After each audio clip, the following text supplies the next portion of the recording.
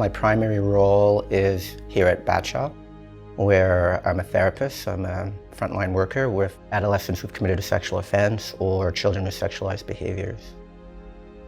Within that role, I'm also a student supervisor, so I supervise students from the master's program at the McGill School of Social Work. I'm the director and clinical supervisor at the McGill Domestic Violence Clinic. The other thing I do is I have a private practice. I provide services for anger management, and I also provide individual therapy, family therapy, couples therapy. My vision is really to deliver current and effective treatment for all the different populations.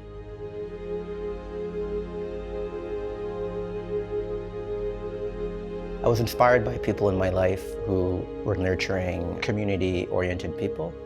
And I just decided to take psychology because I think I'd taken some courses.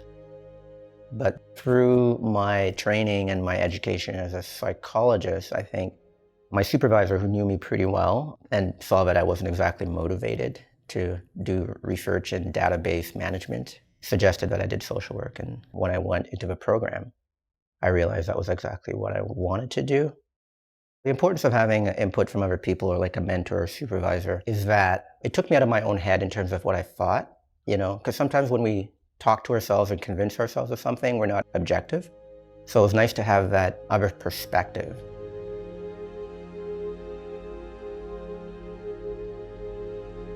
It's a profession that requires a certain skill set that is outside of the things that we normally do in life. And so it takes a lot of practice, a lot of studying and supervision.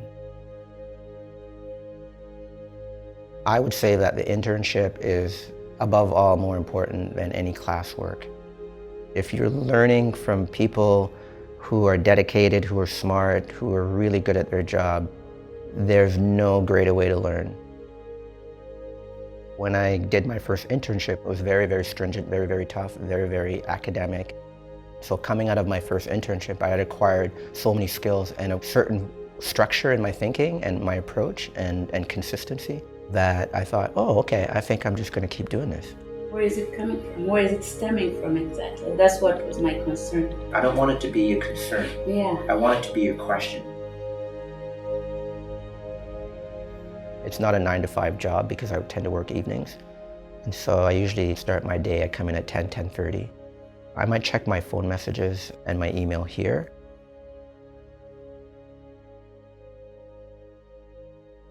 I usually have supervision also in the mornings with my students. I think that people make the mistake of thinking of social work as a helping profession and that they already have a lot of the skills, which they do to a certain extent, but you have to be open to learning something different. When I see social work being practiced the way it was practiced in the 80s or the 90s, without consideration for the new information, the new knowledge, and the new approaches, I think that's one of the toughest things for me. If I'm seeing a client, it's typically in the afternoon, like at 3 o'clock or 4 o'clock or 5 o'clock. My philosophy is that the minute I step into my client's life, I'm working my way out of it.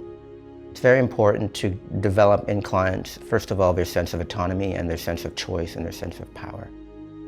And that you're guiding them or you're accompanying them to develop skills. And really what I'm looking for is to take the skills in here and put them over there, and then hopefully you'll be able to continue.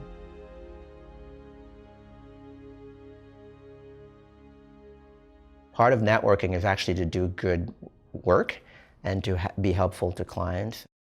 So there's different levels of networking for different purposes. So client-based, professional development, or research.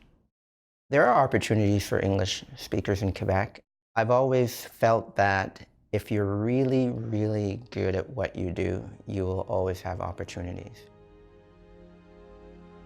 On a Monday or a Wednesday, I need to get out of here at 5:30 and drive up to Côte-des-Neiges to start a group at 6. I define success in several ways. There's few greater highs than taking somebody through something that's been difficult for them, and that's a really, really amazing feeling. Ultimately, having a sense of fulfillment, a sense of meaning and purpose to what you do, I mean, I really don't have 3 jobs. I have things that I do that are extension of who and what I am.